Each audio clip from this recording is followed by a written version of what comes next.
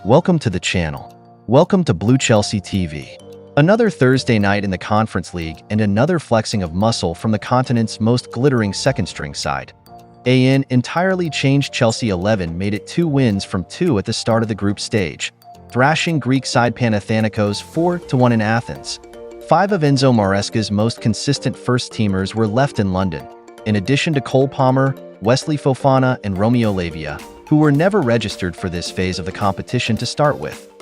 The 4 players to travel who had started the 2-1 defeat at Liverpool on Sunday were all unused on the bench, leaving the crop who already this term have emerged as cup regulars with another chance to impress of those. Joao Felix and the much-maligned Mykhailo Mudryk grabbed it best, scoring the first 3 goals between them and, in Felix's case, winning the penalty from which Christopher Nkunku added the 4th. Take a moment to like the video if you are enjoying the content. Subscribe to the channel if you're bumping here for the very first time. The Portuguese again looked a cut above at this level. His intelligent flicked the key in a move, he then finished to open the scoring before halftime. His second was fortuitous, deflecting past a wrong-footed keeper, but he was selfless in not demanding a hat-trick opportunity from the spot soon after, instead allowing Nkunku to stretch his perfect record in Europe this season to 4 goals and forward. For Mudryk, meanwhile, a determined header from Pedro Neto's cross brought a first goal in any competition this season. Coupled with assists for both Felix strikes, this was among the Ukrainian's most positive nights in a Chelsea shirt, and timely at that, after he had failed even to make the bench at Anfield on Sunday.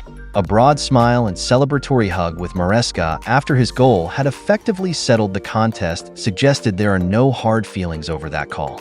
It was a more controlled, composed showing than the 4-2 win over Gent with which Chelsea began their campaign before the international break, executed in what Maresca conceded was a complicated atmosphere as the hosts paid tribute to George Baldock. This was Panathinaikos' first home game since the 31-year-old was found dead in his swimming pool barely a fortnight ago. Before kickoff, the crowd at Athens' Olympic Stadium held placards bearing his shirt number 32, as David Bowie's Starman played, the tune adopted for the defender's chant during his long spell at Sheffield United. For Maresca personally, too, this occasion came with a somber tint. The Blues boss spoke on Wednesday of how trips to Athens evoke mixed memories. He spent a largely happy season with Panathinaikos' cross-city rivals Olympiacos as a player, but also turned out against them for Sevilla in an emotional first game after friend and teammate Antonio Puerta had passed away in 2007.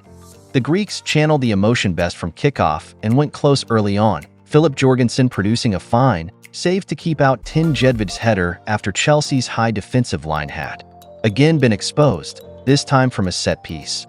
This was a good night for Jorgensen, who came through concussion protocols to play and put pressure on Robert Sanchez, whose iffy league form has brought fresh doubt over his place as no one. A first clean sheet in a month, since the 5-0 thrashing of League One side Barrow, would have been of great satisfaction to Maresca, who was prickled when quizzed about his side's defensive frailties in recent weeks. Instead, former Manchester United winger Facundo Pellistri grabbed a consolation at the end of a fine move to make it 5 games in a row in which the Blues' backline has been breached.